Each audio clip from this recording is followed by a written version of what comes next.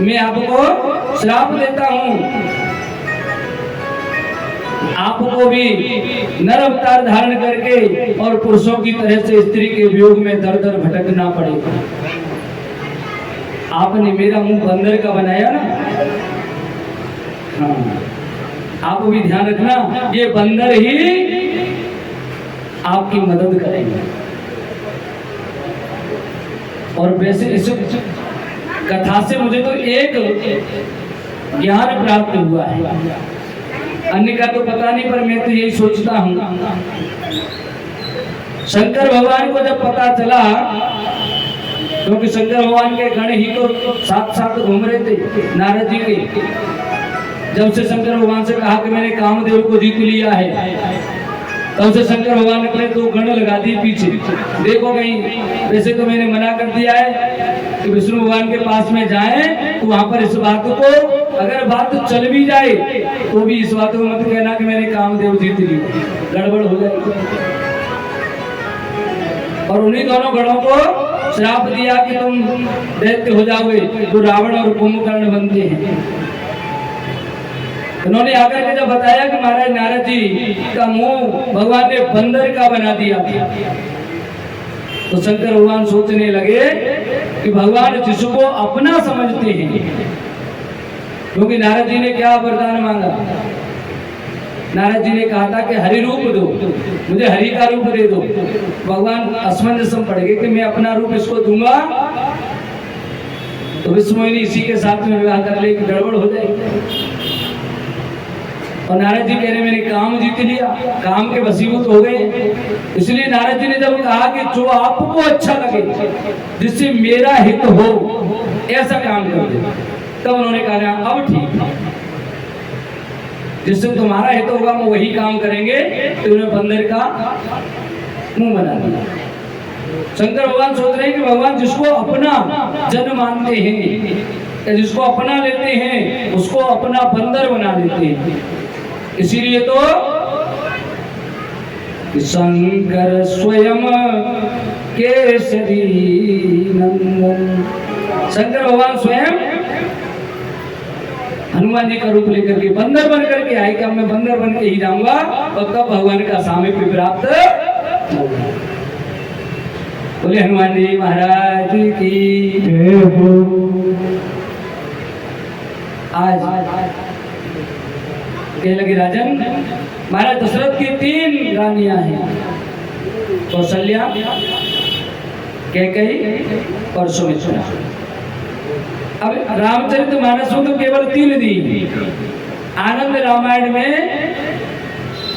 कुछ अलग ही दिया है, वहां 103 रानियां दी हैं आनंद रामायण में।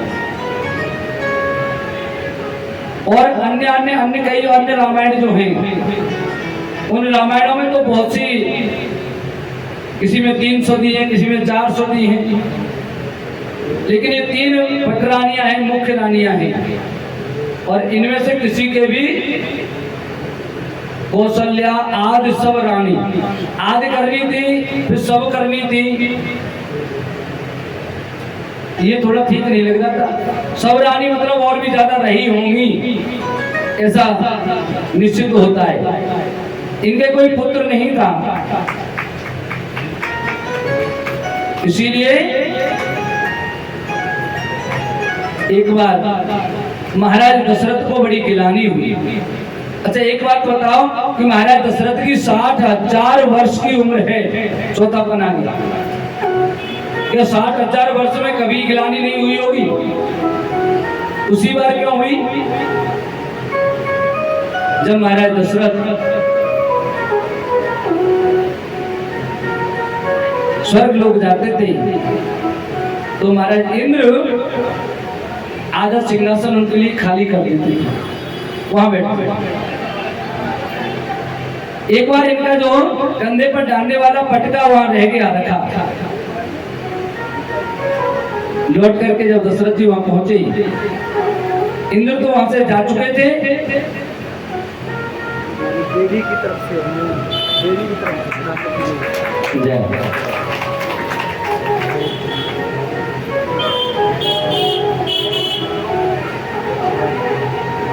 इंद्र तो जा चुके थे, लेकिन इंद्र के जो अन्य भृत्य थे वो उसकी सफाई कर रहे थे सिंहासन। अचानक से पहुंचे महाराज दशरथ, देख करके पूछने लगे, भैया ये क्या हो रहा है, क्या कोई उत्सव है? अभी तो हम यहाँ से गए थे, सफाई कैसे चल रही है? और वो महाराज दशरथ को जानते नहीं थे। तो कहने लगे, महाराज एक अयोध्या का राजा है कोई दशरथ करके, वो निपुत्री है, वो इस सिंहासन पर बैठ गया, ये सिंहासन अपवित्र हो गया, इसलिए इसको धोया जा रहा है। तब महाराज दशरथ के मन में गिलानी हुई, और जब व्यक्ति के मन में किसी प्रकार की कोई गिलानी होती है तो सीधे कहाँ जाते हैं? गुरु जी के पास में। एक बार भूपति मन माही, एक बार भूपति मन माही, एक बार भूपति मन माही, एक बार भूपति मन माही, हरि के राखी मोह सुखनाई, हरि के रानी मोह सुखनाई। और तब गए गुरु के घर पर, गुरु रह गया वो तुरंत मही पाला, और चरण लागे करे विनय विशाला। चरणों को छू करके और गुरुजी से बड़ी विनम्रता पूर्वक, बड़े विनय पूर्वक कहा है, महाराज कि निज सुख दुख सब गुरु ही सुनावा, निज सुख सब गुरु ही सुनावा, निज सुख दुख सब गुरु ही सुनाए, निज दुख सुख सब गुरु ही सुनाए, कहे वशिष्ठ बहु विधि समझाए, कहे वशिष्ठ विधि बहु समझाए। वशिष्ठ जी कहने लगे, समझा दिया, चिंता मत करो, आप चौथे पन में मेरे पास आए हो ना, तो अब आप धर्म धीर हो सुत चारी, आप धैर्य धारण कर लो। आपके पुत्र भी कितने होंगे? 4 पुत्र होंगे, और वो भी ऐसे वैसे नहीं होंगे। कैसे होंगे? त्रिभुवन विदित भगत भय हार, भक्तों के भय को दूर करने वाले पूरे संसार में, त्रिभुवन में जो त्रिभुवन उनको जानता है, ऐसे त्रिलोकपति आपके घर आएंगे। और तब उन्होंने महाराज दशरथ जी के ही तो पुत्री के लिए भी आए, उनके ही दामाद को बुलाया श्रृंगी ऋषि। श्रृंगी सहे वशिष्ठ बुलावा, श्रृंगी सही वशिष्ठ बुलावा, श्रृंगी सही वशिष्ठ बुलावा, श्रृंगी सही वशिष्ठ बुलावा, पुत्र काम शुभ यज्ञ करावा, पुत्र काम शुभ यज्ञ करावा, पुत्र काम शुभ यज्ञ करावा। पुत्र कामेष्टि यज्ञ का आयोजन किया गया। इसमें से एक भगवान जब प्रकट हुए, अग्निदेव ने आकर के चरु दिया, उस चरु का अर्ध भाग कौशल्य ही दीना, आधा भाग कौशल्या को दे दिया, उभय भाग आधे कर दिए। उस उभय माने होते दोनों, कई बार बहुत बड़ी गड़बड़ हो जाती है महाराज। हाँ, ये चौपाइयां ऐसी हैं, इन पर सत्संग चले तो 4-4-5 दिन तक लगातार चलता है इन चौपाइयों। कई बार बड़ी गड़बड़ हो गई। एक बार ऐसे विद्वानों के बीच में बैठे, वहां ऐसी बात छिड़ गई। वो कह रहे हैं अर्ध भाग कौशल्य दीना, आधा भाग तो कौशल्या को दे दिया, और उभय भाग आधे कर दीना, और जो आधा बचा उसका आधा कर दिया। मैंने कहा महाराज संस्कृत का थोड़ा ज्ञान रखिए। उभय माने होते हैं दोनों का आधा किया है, कौशल्या वाले का भी और जो बचा उसका भी आधा, दोनों का आधा आधा।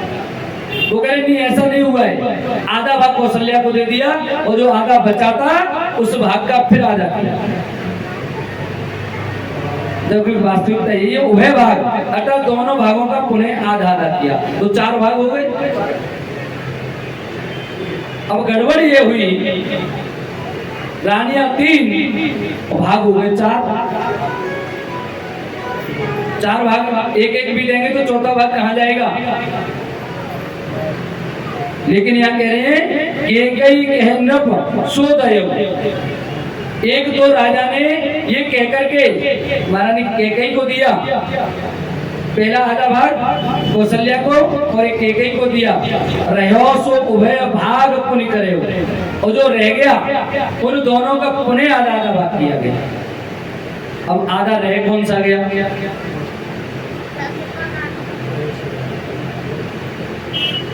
10 रुपए काट के दे, 90 दे दो। चौपाइयां बड़ी कठिन है। रामायण का कहा जाता है कि रामचरितमानस बहुत सरल है, किसके लिए, जो कुछ जानता ना हो। जो कुछ जानता नहीं उसके लिए रामचरितमानस बहुत सरल है, और जो थोड़ा बहुत जानता है उसके लिए बहुत कठिन है।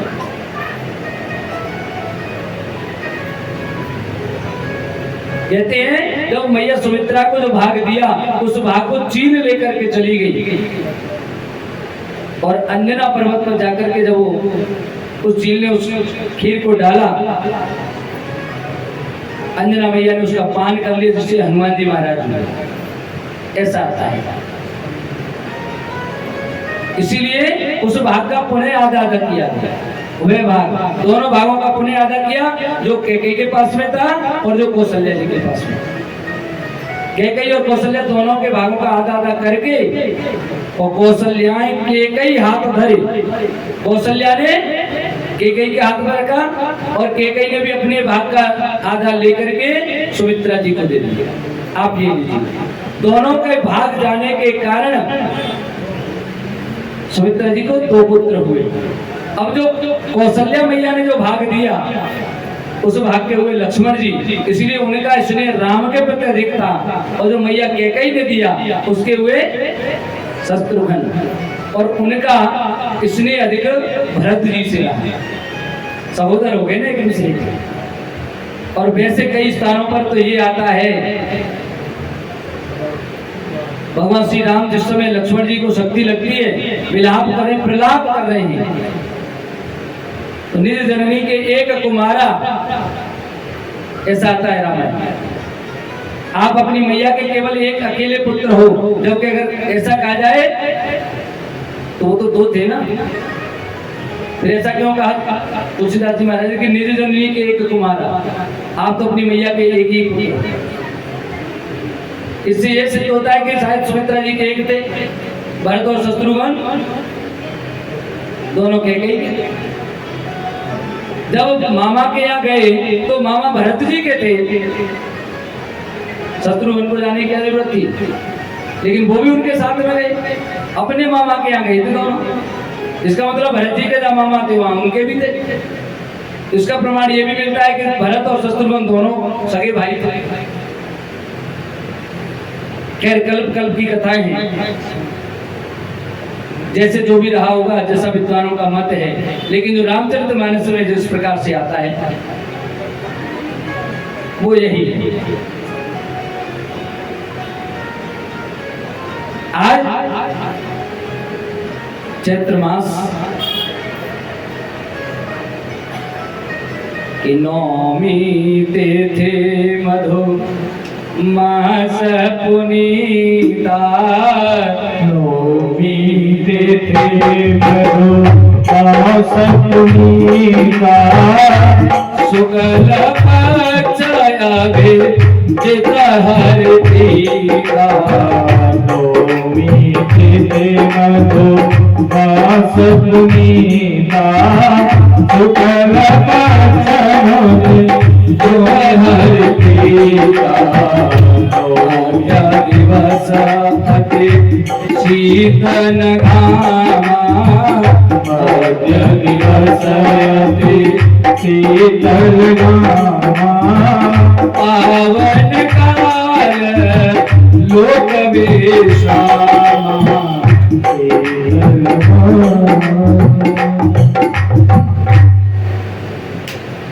मधुमास होते हैं चैत्र का महीना, शुक्ल पक्ष है, न ज्यादा धूप पड़ रही है न तीव्र सर्दी है, बड़ा अद्भुत समय है। दोपहर का अभिजीत मुहूर्त है, 12 बजे हुए हैं। समस्त जितने भी ग्रह नक्षत्र हैं वो बड़े अनुकूल हैं और उस समय पर भगवान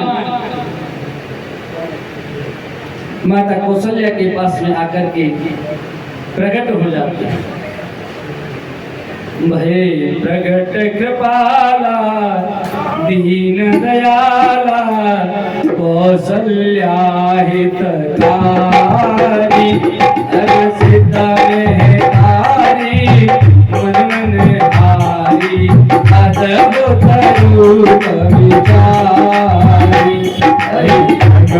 कृपाला दीन दयाला कौशल्या हितकारी अरसित मेहकारी मुनि मनहारी अद्भुत रूप विचारी। लोक नय विराम तनु घन श्याम जयायुध भुज चारी भूषण वनमाला नयन विशाला शोभा सिंधु फलारी।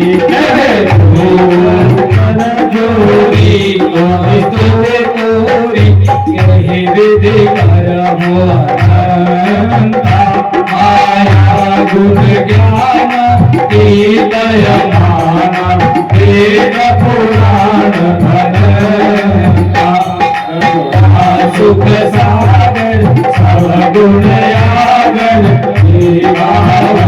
श्रुति संता सोमहित रागी जन अनुरागी भयु श्रीकांता आनंदगाय निर्मित माया तुम रूम पति वेद कहे अनुरागी सुनत धीर मति किरण धरे जब ज्ञाना तब मुस्काना चरित बहुत विधीन ठहरे कहे कथा सुहाई मातु बुझाई प्रकार सुख प्रेम रहे पुनि बोली सोमति बोली तनहु भात यह रूपा की जैसी सुलीला अति प्रिय कीला यह सुख परम अनूपा। सुनि भजन सुजाना भोजन खाना होए बालक सुर रूपा यह करि रघुराई हरि पद पावै तेन परे भवतूपा। जगत कृपाला दीन दयाला कौशल्या हितकारी अरसित मेहकारी मुनि मनहारी अद्भुत रूप विचारी। देवधेनु सुर संतहित अलीन मनुज अवतार निज इच्छा निर्मित तनु माया गुण गोपाल। बोले रामचंद्र भगवान की जय हो। चतुर्भुज रूप में भगवान माता के सामने आए मैया से कहने लगी, लो मैया हम आएंगे। मैया कहने लगी, कौन आएंगे?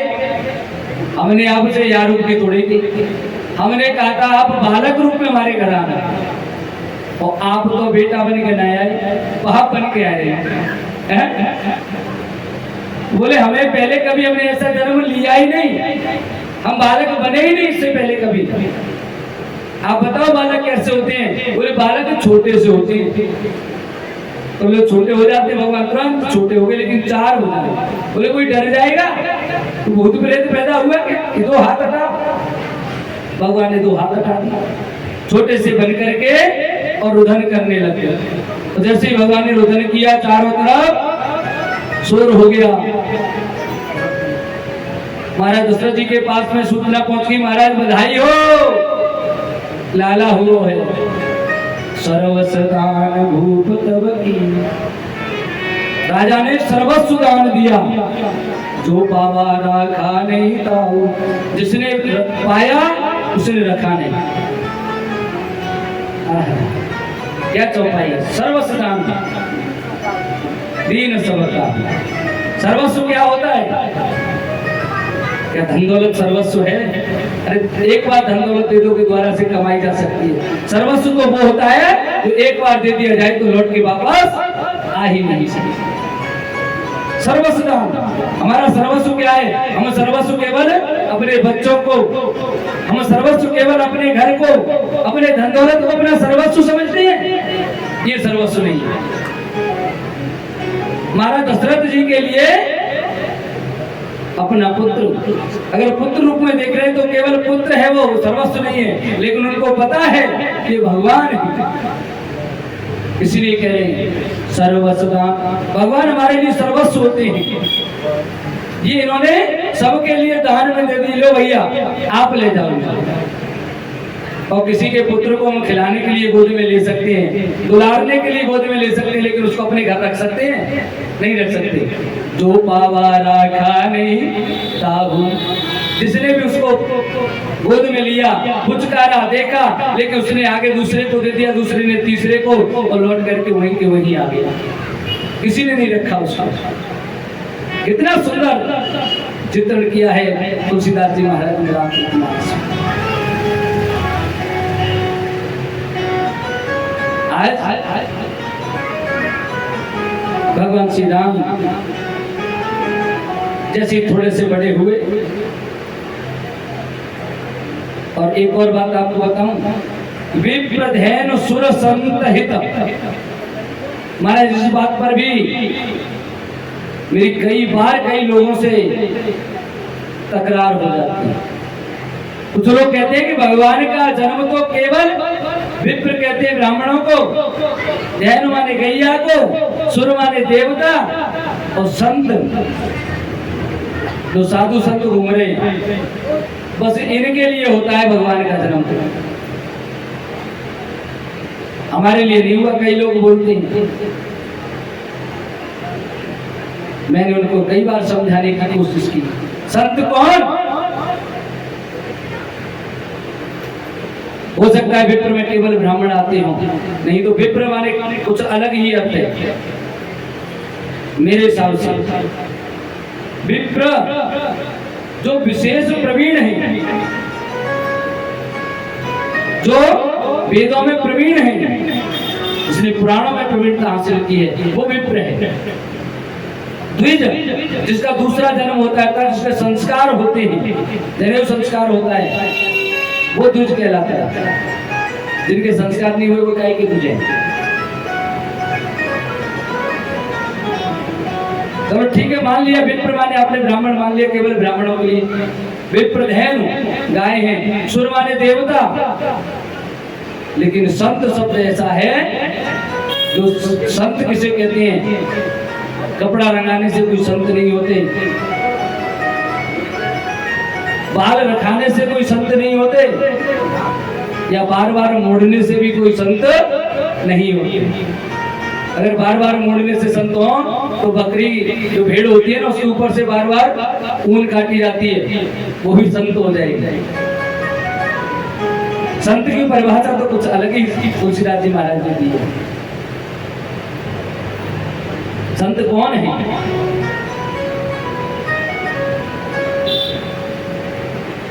पर दुख द्रव्य संत सुपनीता, जो दूसरे का दुख देख करके भी द्रवित हो जाए वो संत है। अगर आपके अंदर इतनी ये भावना है कि दूसरे के दुख को देख करके अगर आपके मन में लगता है कि यार इसका दुख वास्तव में दुख है, बड़ी गड़बड़ हो रही इसके साथ, आपका दिल अगर दुखी होता है तो आप संत हैं। एक और परिभाषा दी है हनुमान, जब हनुमान जी महाराज लंका में गए, विभीषण अंदर सोए हुए हैं, ते ही समय विभीषण जागा, राम राम ते सुमिरन कीना। उन्होंने क्या किया? राम राम का स्मरण किया। तो हनुमान जी ने क्या किया?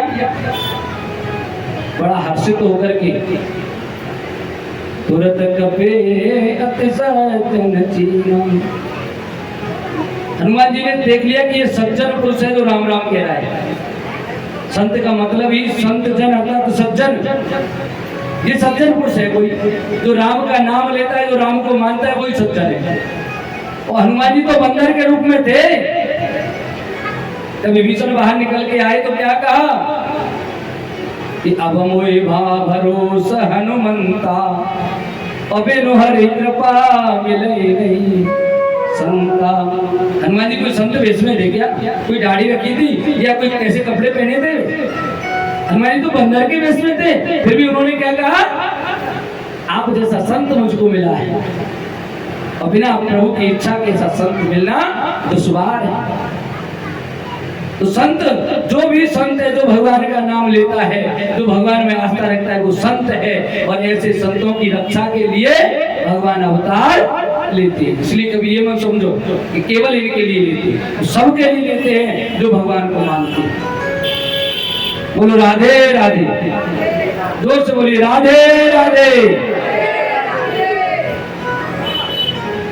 आज भगवान थोड़े बड़े हुए, वशिष्ठ जी को बुलाया गया। अभी तक तो इनको महाराज लल्ला ही लल्ला कह रहे हैं हम। थोड़ा सा एक काम कर दो। बोले क्या? बोले इनका कुछ नामकरण हो जाए तो नाम से बुला लिया गया। नाम से? हाँ। तो महाराज इनके क्या नाम रखो? इनके नाम तो बहुत है।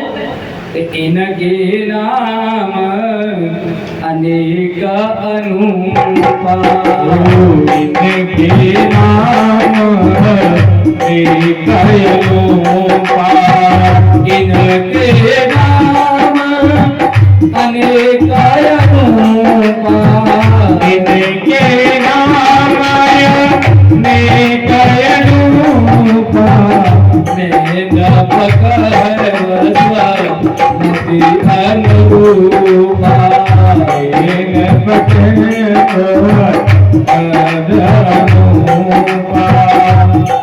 महाराज ऐसे तो इनके नाम बहुत हैं, लेकिन अगर आप पूछ रहे हो तो मैं अपनी मति के अनुसार इनके कुछ नाम आपको बता देता हूँ।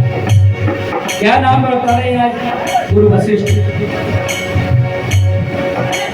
जो आनंद सिंधु सुख राशि, जो आनंद सिंधु सुख राशि, जो सबको आनंद देने वाले हैं पूरे संसार को। ऐसे जो आनंद सिंधु सुख राशि, जो आनंद सिंधु सुख राशि, शिकर देते लोक सुपासी, कर देते लोग सुपासी। ऐसे जो कि तीनों लोक में जिनका नाम चलेगा, ऐसे भगवान जो तीनों लोक को, तीनों लोकों में जिनका नाम चलने वाला है, सबको आनंद देने वाले ऐसे भगवान, इनका नाम क्या है? सो सुख धाम राम अस नामा, सो सुख धाम अस राम, सो सो सुख धाम राम अस नाम, सो सुख धाम राम यस राम, जो सुख धाम राम अस नाम, जो सुख धाम राम यस राम, अखिल लोकदा यज्ञ विश्राम, अखिल लोकदा लोक विश्राम, अखिल लोकदा यज्ञ विश्राम, अखिल लोकदा लोक विश्राम, विश्व भरण पोषण कर लोई, विश्वभरण को क्षण कर जोरी, विश्व भरण पोषण कर जोई, विश्वभरण को जन कर जोरी, सागर नाम भरत अस होई, सागर नाम भरत अस होई। ये महाराज जो संसार को आनंद देने वाले हैं इनका नाम राम है। अखिल लोकदायक विश्राम, जिनका नाम लेने से ही सबको विश्राम मिल जाएगा। आहा क्या बात, कितनी अजीब बात कही है। आराम जहां आने से राम मिलने जैसी अनुभूति हो जाए उसे आराम कहते हैं। कई बार कहते हैं ना आराम कर रहे हैं, क्या है आराम? जहां पहुंचने से हमको राम मिलने जैसी अनुभूति हो जाए, भगवान मिल गया, उसे कहते हैं आराम।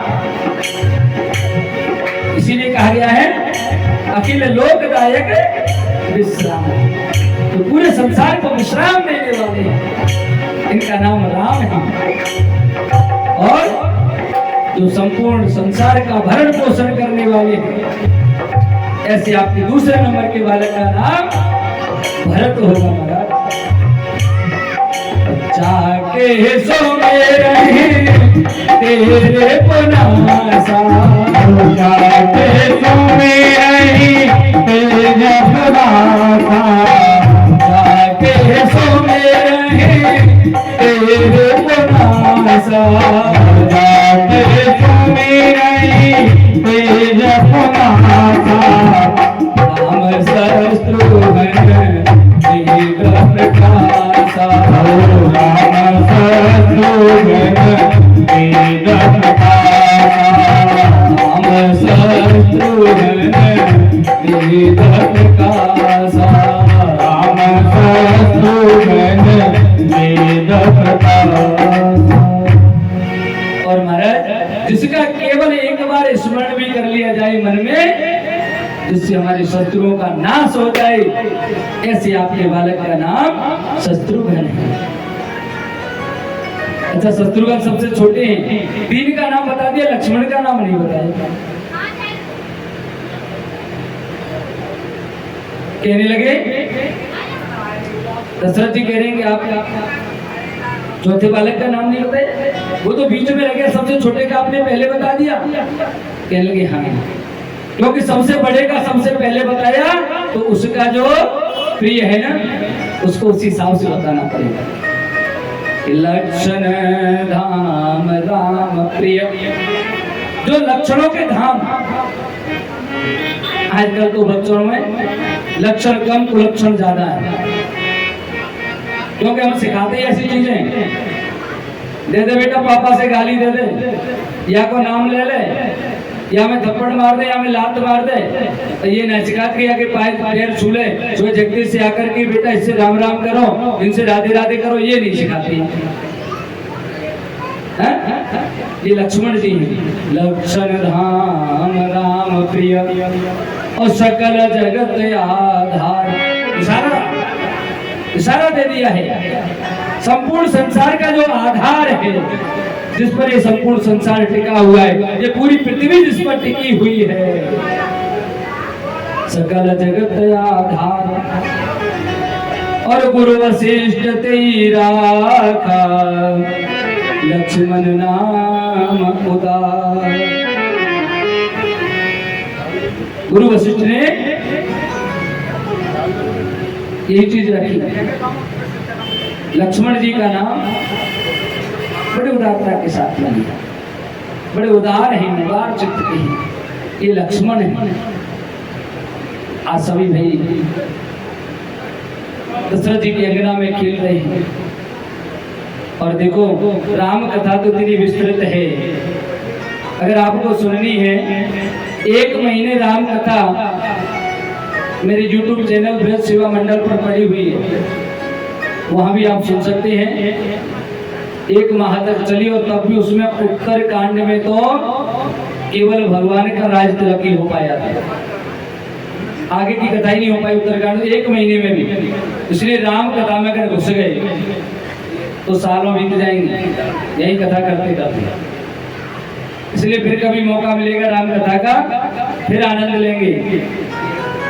अब राम कथा तो क्योंकि हरि अनंत हरि कथा अनंत।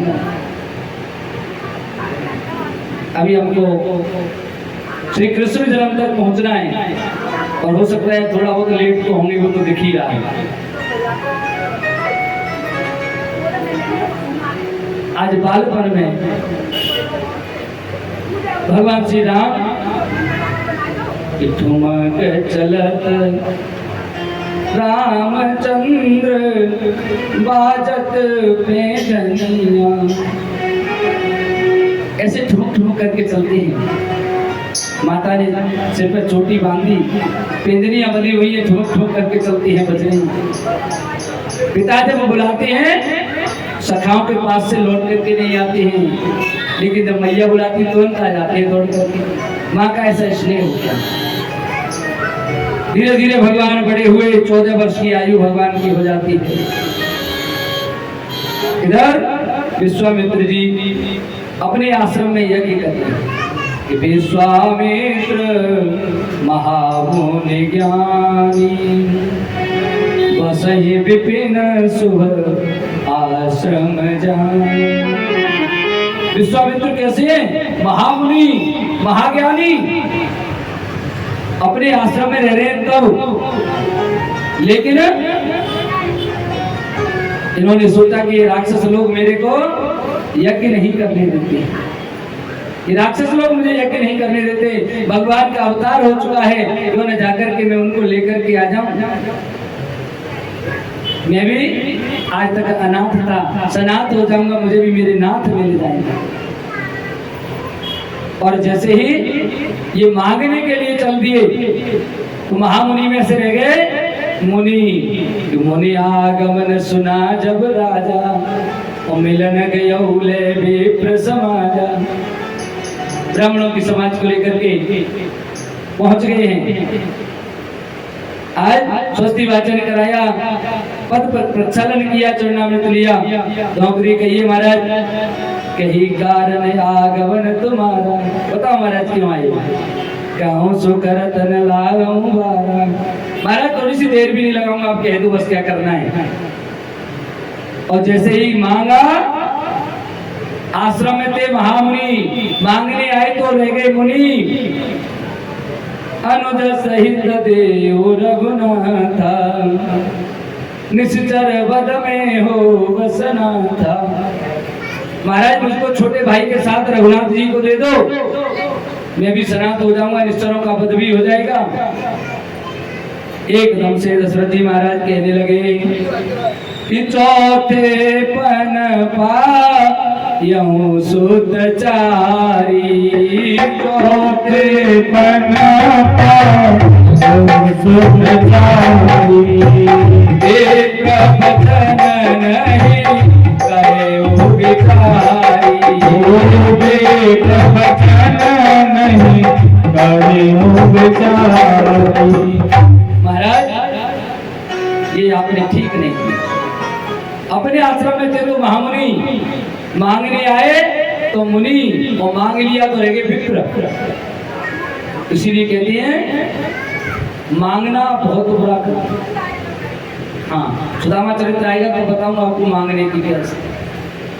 मांगने गए जो मर गए, मांगने जाए इससे तो अच्छा मर जाओ, लेकिन मांगो मत किसी का, मांगने से कुछ नहीं होगा। गुरु वशिष्ठ आए, समझाया, अरे इनके साथ जाने से कोई दिक्कत नहीं है, मूल आपके पास आ जाएगी, साथ में ब्याज लौट के आ जाएगी। घर पे अगर पैसा रखा है, किसी जरूरतमंद को आवश्यकता पड़ जाए तो दे दो, उसे कुछ लगावन लगा के ही आएगा, कुछ लेके ही आएगा।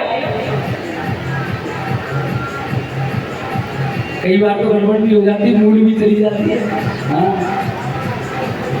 लेकिन यहाँ ये मूल ऐसा है कि साथ में लेकर के कुछ आएगा, क्योंकि लेने वाले को हमें देखना पड़ता है, जिसको हम दे रहे हैं वो व्यक्ति कैसा है, कौन है, पात्रता क्या है उसकी। ये गुरु हैं, विश्वामित्र हैं, ये कभी ऐसा नहीं कर सकते कि मूल का मूल भी नहीं लौटाए, ये तो मूल को भी ब्याज सहित तो लौटाए। लेकर के चले दिए, चले जात मुनि दीन दिखाई, और सुन ताड़िका क्रोध कर धाई। जैसी ताड़िका को पता चला खाने के लिए दौड़ी, तो एक ही बाण प्राण हर ली, एक बाण मारा और एक ही बाण से उसकी ओम नमो नारायण कर दी। अच्छा, भगवान ने दोनों अवतार, कृष्ण अवतार में भी और राम अवतार में भी, सबसे पहले मारने के लिए आई स्त्री आई, सबसे पहले स्त्री आई। स्त्री मतलब होता है बुराई, स्त्री रूप बुराई का रूप है। सबसे पहले व्यक्ति के सामना जो होता है वो बुराई से होता है। अगर बुराई में फंस गया तो व्यक्ति माया में अत्यधिक लिपटा हुआ रहता है, और जिसने इस बुराई को मार दिया वो तो फिर राम जैसा बन जाता है। इसलिए इस बुराई रूपी ताड़िका को भगवान ने एक ही बाण से हाथ सामने से एक ही बाण से मार दिया। बिनु परवान राम ते ही मारा। किसको? जब आश्रम पे पहुंच गए, मारीच आ गया, बिना फर का बाण मारा है कि तेरे से कोई काम है, वो काम निकालने के लिए तेरी जरूरत पड़ेगी, इसलिए बिना फर का बाण मारा और मारीच को 100 योजन दूर फेंक दिया। सतजोजन का सागर पारा, सागर के पार 100 योजन तक दूर फेंक दिया। उसके बाद सुबाहु आ गया, पावक सर्प, एक अग्नि बाण चलाया और सुबाहु को भी जला करके खाक कर दिया। अनुज निशाचर कटुक संहारा। लक्ष्मण जी ने, राम जी ने केवल 2 को मारा है, एक को भेज दिया, दूसरे को मारा, बाकी का जो कटक आया, बाकी की जो सेना आई वो लक्ष्मण जी ने ओम नमो नारायण कर दी।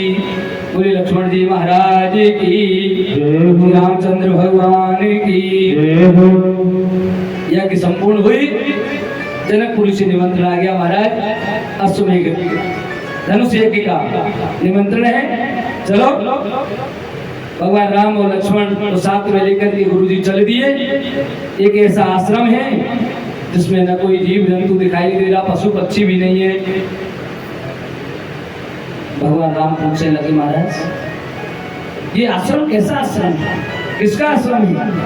गौतम नारी परस उपल देह धर धीर, चरण कमल रज चाहती, कृपा करहूं रघुवीर। ये गौतम ऋषि का आश्रम है, और इस आश्रम पर गौतम ऋषि के श्राप के कारण मां अहिल्या पाषाण बनकर के यहाँ विराजमान है, और ये आपके चरणों की धूल मांग रही हैं। आप अपने चरणों की धूल, क्या आप इनका उद्धार करना चाहते हो? क्या जवाब दिया भगवान श्री राम ने? भगवान श्री राम कहते हैं, महाराज अगर मेरे चरणों की रस से इनका उद्धार होता, आप हमारे गुरु हैं, आपके चरणों के रस से पहले हो जाता।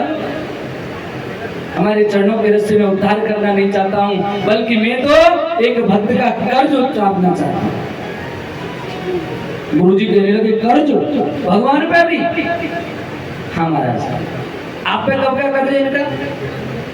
महाराज आप भूल रही हैं, जब प्रहलाद ने जब हिरण्यकश्यप ने प्रहलाद को पूछा कि क्या इस पत्थर के खम्भे में भी तुम्हारा भगवान है, तो दृढ़ विश्वास के साथ कह दिया था कि हाँ, इसमें भी मेरा भगवान है। और मुझको वहां नरसिंह भगवान के रूप में प्रकट होना पड़ा। तब से लोगों को ये विश्वास हो गया कि पत्थर में भी भगवान होते हैं, और इसीलिए मंदिर मंदिर में आज पत्थर भी पूजे जाते हैं। पत्थर की पूजा तभी से हुई है महाराज, जब एक भक्त मुझे पत्थर में पूजवा सकता है, तो क्या मैं एक पत्थर में से भक्त नहीं बना सकता?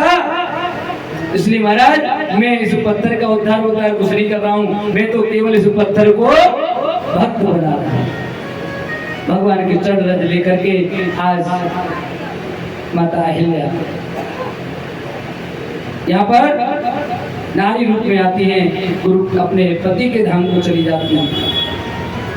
साथ में दोनों बालक पहुंचते हैं जनकपुरी में। महाराज जनक जी आते हैं, हाथ जोड़ करके चरणों रख लिया, पूछने लगे महाराज, काऊ नाथ सुंदर दो बालक, मुनि कुल तिलक की नृप कुल पालक। महाराज ये दोनों बालक कौन हैं? लगते नहीं है संत जैसे, आप बताओ, ये किसी ऋषि पुत्र हैं या किसी राजा के राजकुमार हैं? सहज विराग रूप मनु मोरा, और थकित हो तजिम चंद्र चकोरा। महाराज इनको देखकर मेरा मन अपने आप ही इनकी तरफ खिंचा हुआ चला जाएगा। बहुत बड़ा वर्णन है, अगर करने बैठे 5 तो बजने जा रहे हैं, 7:30 बजे तक भी जन्म नहीं हो भगवान कृष्ण का। हाँ, एक बार गड़बड़ हो गई थी चितौरा गांव में, बाबू महाराज के मंदिर पर कथा चल रही थी। 12 बजे के कथा करने बैठे, 11 दिन की कथा थी, 11 दिन की कथा थी। 5वां दिन हमने सोचा शायद आज करा देंगे, लेकिन उस दिन नहीं हो पाया। 6वें दिन भी हमने सोचा कि शायद आज करा दें, 6 बज गए, लेकिन व्यवस्था नहीं बनी। 7 बजे तक कथा चली और कोई भी श्रोता सामने से खड़ा होकर के पानी पीने भी नहीं गया। भगवान की ऐसी असीम अनुकंपा होती है। आज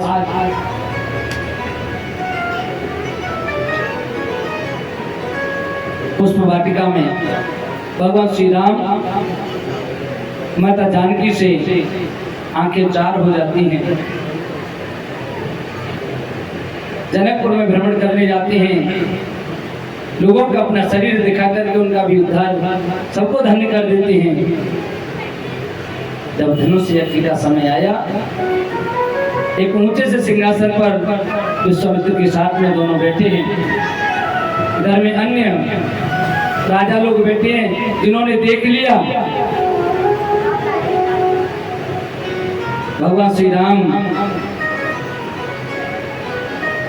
जहाँ विराजमान हैं, उनको नमस्कार करके कुछ ने पहले सोच लिया कि हमें धनुष के पास जाने की आवश्यकता नहीं है, लेकिन कुछ अपने बल के अहंकार में सोच रहे हम तो तोड़ के लेके ही जाएंगे। धनुष के पास जाते हैं, लेकिन धनुष को हिला भी नहीं पाते। बड़े बड़े राजा बस है सदस एक ही बारा, कितने 10,000 राजा एक साथ मिलकर के उस धनुष को तोड़ने की कोशिश करते हैं। जैसे अब 28 पार्टियां मिलकर के एक मोदी जी को तोड़ने का काम कर रही हैं। सब सेहरा अपना अपना लेके फिर रही है। पहले उनमें ये नहीं पता है कि प्रधानमंत्री बनेगा कौन, बोले पहले तो लड़ लो, पहले चुनाव लड़ो और बाद में ये कोशिश करेंगे नहीं होते 1-1 महीना के लिए सब बन जाओगे। जिनमें इतनी सुनीति नहीं है वो क्या देश चलाएंगे। ये उस समय हो रहा था। 10,000 राजा अगर एक साथ मिलके तो उसको तोड़ भी देते। तो संतों ने पूछा भैया शादी किसके साथ होती, बोले पहले धनुष छूटेगा, उसके बाद आपस में लड़ेंगे, जो बच जाएगा वो शादी कर लेगा। ये स्थिति है, लेकिन किसी से धनुष टूटता नहीं। भगवान श्री राम ने धनुष का खंडन करने के लिए ऐसे नहीं अचानक खुद ही खड़े हो गए हो। इन्होंने क्या किया, गुरु जी की आज्ञा का कुछ समय तक देखा कि गुरु जी कब आज्ञा देंगे। जनक जी महाराज अंदर से जब निकल के आए, उन्होंने देखा कि कोई भी इस धनुष को नहीं तोड़ पाया कि क्षत्रिय विहीन मही में जाना। शायद अब तो क्षत्रियों से विहीन हो गई है धरती। उनको पता था कि जब तक धर्म का डंडा खड़ा नहीं होगा तब तक जो धर्म की ध्वजा है भगवान श्री रामचंद्र के नाम की वो फहराएगी नहीं। ध्वजा को फहराने का काम कौन करता है, डंडा। तो डंडा खड़ा होगा तभी तो झंडा लहराएगा। और डंडा कौन है, भगवान श्री राम ध्वजा है, धर्म की ध्वजा।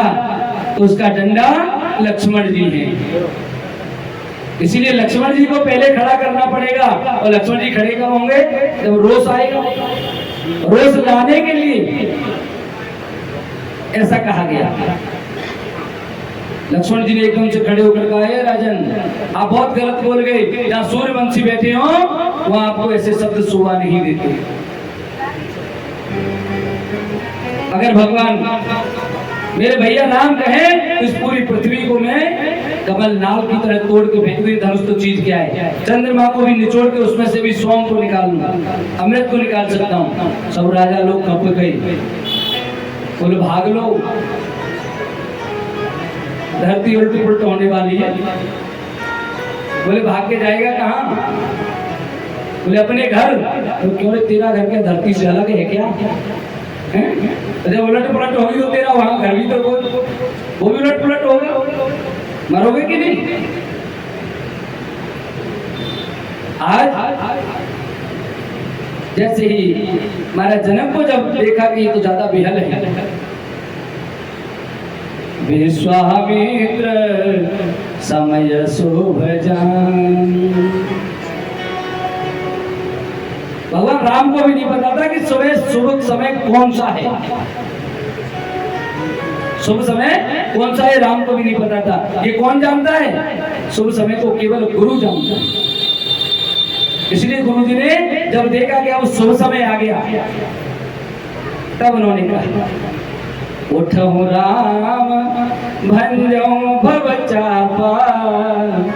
हे राम अब आप उठो और ये जो भव संसार में जो शोक रूपी जो चाप पड़ा हुआ है, इस चाप का खंडन करो। तब भगवान श्री राम ने वहीं से अपने गुरुओं को, अपने पितरों को नमन किया और उठ करके ऐसे उठा लिया उस धनुष को। अब देखो ज्यादा विस्तार से कहूंगा तो मैं आपसे पहले कह चुका हूं, फिर तो गड़बड़ हो गई। इसलिए दर्श परस मुख मंजन पाना, दर्श स्पर्श करते हुए चले कथा का। आज भगवान ने धनुष का खंडन किया।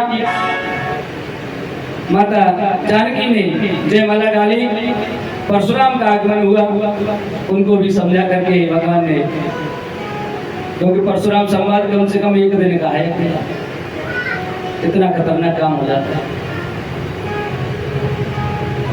उनको भी समझा दिया कि महाराज अगर आप चाहते हो तो एक बार पुनः ये सीना खुला हुआ है, पहचान लिया कि राम रमापति कर धनु लेऊ और खेचहु चाप मिटे संदेहु।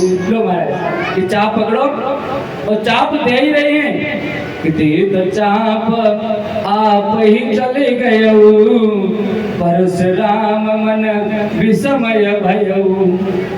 अपने आप ही चल करके पहुंच गए, क्योंकि जो वस्तु जिसकी होती है उसके पास पहुंच जाती है।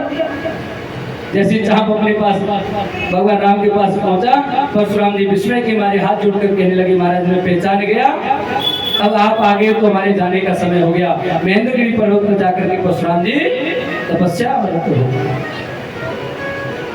बारात आती है अयोध्या से, चारों भाइयों के विवाह होते हैं। सीता जी भगवान श्री राम के लिए, लक्ष्मण जी के लिए उर्मिला, मांडवी भरत के लिए, सुतकीर्ति शत्रुघ्न के लिए दे दी जाती हैं। आज लौट करके आते हैं, बहुत कुछ समय और बीतता है। रामायण में ऐसा आता है कि विवाह के बाद 12 वर्ष तक भगवान अयोध्या में रहे। 14 वर्ष की आयु, उस समय भगवान जब विश्वामित्र के साथ गए, 12 वर्ष की आयु भगवान वहां तक रहे, तो 12 और 14 26 वर्ष की आयु हो जाती है। और एक दिन दशरथ जी महाराज ने जब शीशा देखा तो उनको कान के बगल में सफेद बाल दिखाई दिए। 4 बाल सफेद दिखे, उन्होंने समझ लिया कि आज बुढ़ापा आ गया। 60,000 वर्ष तक उनका बुढ़ापा नहीं था। भगवान राम के जन्म के बाद उनको लगा कि अब बुढ़ापा आ गया। गुरुजी से कहा, गुरुजी राज तिलक दे दो, कर दो, समय अच्छा सा देख लो। का समय अच्छा तभी होगा जब राम युवराज हो जाएंगे, क्योंकि वशिष्ठ तो जानते थे कि राम युवराज होने वाले हैं ही नहीं, अच्छे से पता था उनका। इसलिए उन्होंने कहा कि शुभ समय तो तभी होगा जब राम युवराज हो जाएंगे। राम युवराज हो नहीं पाएंगे। रात बीती मंत्रा के द्वारा कैकेयी को भ्रमित किया गया, वरदान ले लिए दो। एक वरदान में राम को 14 वर्ष का वनवास, भरत को राज। श्रीमद् भागवत महापुराण के 10वें स्कंद में केवल यही तक की कथा आती है। आप कहो तो राम कथा पूरी कर दूं, कृष्ण का जन्म, और लेट हो जाएगा, कल को नहीं जाएंगे, आज ही कर देंगे। लेट हो सकता है, उससे इतना है। हाँ, चलिए थोड़ा मोटा मोटा सा लेकर के चलते हैं राम कथा। वनवास में भगवान श्री राम जाते हैं। प्रथम दिवस तमसा नदी के किनारे पर, द्वितीय दिवस वहां से रात्रि में छोड़ करके सभी लोग चले जाते हैं। निखाद राज के पास जाते हैं। मांगी नाव न केवट आना। केवट से कहते हैं भैया नाव लेकर के आ जाओ। केवट कहता है मैं नहीं आ रहा हूं। बोले क्यों? बोले मैं आपका मर्म जानता हूं। केवट ने क्या कहा? मैं आपका सब मर्म जानता हूं। मर्म किसका जान रहा है? जिसका मर्म शंकर भगवान कह रहे हैं कि हे भवानी, इसका मर्म तो ब्रह्मा इत्यादि भी नहीं जानते। लक्ष्मण हुई है मर्म न जाना। जो लक्ष्मण जी हर वक्त उनके साथ रहते थे, वो भी उनके मर्म को नहीं जानते। और केवट कह रहा है कि मर्म तुम्हारा, महाराज मैं तुम्हारे सब मर्म को जानता हूँ। कितनी बड़ी बात है। लक्ष्मण जी को बड़ा सुन केवट के बहन प्रेम लपेटी अटपटी। अटपटे बहन है लेकिन कैसे प्रेम के सने हुए हैं, प्रेम के वसी हुए हैं। इसलिए भगवान ने कहा कोई बात नहीं है। हे नाथ, अगर आप पैर पखारने को कहेंगे तो पैर पखारूंगा, जबरदस्ती नहीं करना। जाना है तो चले जाओ।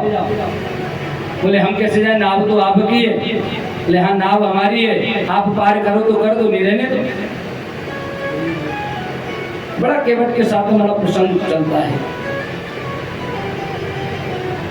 केवट की नाव में बिठा करके नैया पार करते हैं। उतरे ठाड़ भय सुरसरे रेता, राम लखन सिय गुह समेता। गुह के साथ में आकर के भगवान श्री राम आगे चलते हैं प्रयागराज। और इस प्रकार से संतों के दर्शन करते हुए चित्रकूट पर जाकर के निवास होता है। उधर भरत जी आते हैं। पिता का संस्कार करने के बाद भगवान को लौटाने के लिए आते हैं। निखाद राज के साथ में भगवान के पास पहुंचे, चरण पादुकाएं लेकर के वहां से भगवान विदा करते हैं। आगे बढ़ते हैं। दंडकारण्य में सीता का हरण होता है। दूसरा इत्यादि राक्षसों को मार करके खरदूषण इत्यादि को भगवान आगे बढ़े। पहुंच जाते हैं।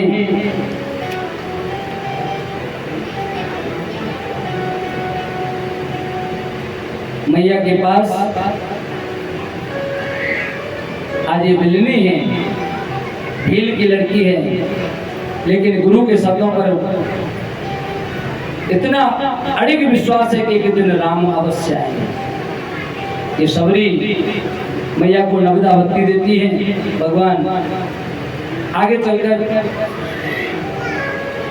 हनुमान सुग्रीव इत्यादि के साथ मित्रता करके वाली का वध करते हैं। हनुमान जी